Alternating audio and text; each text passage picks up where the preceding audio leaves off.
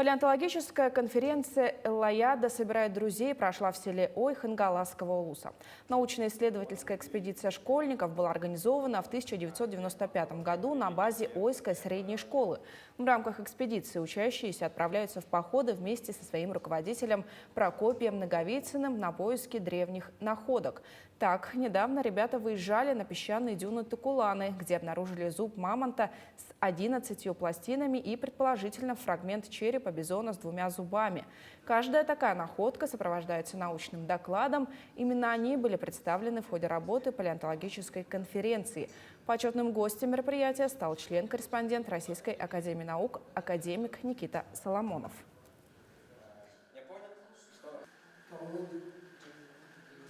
Главное, вот сегодня родители пригласили, чтобы они послушали своих детей и прониклись, вот, какие ценные находки по науке.